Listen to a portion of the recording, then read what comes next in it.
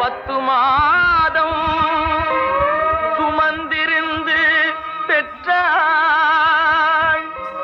பகல் இரவாய் விழித்திருந்து வளர்த்தாள்.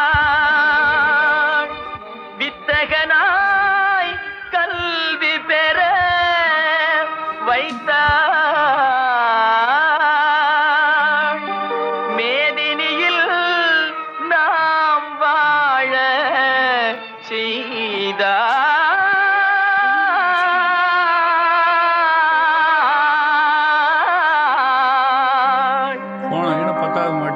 அன்னையை போல் ஒரு தெய்வம் இல்லை, அன்னையை போல் ஒரு தெய்வம் இல்லை.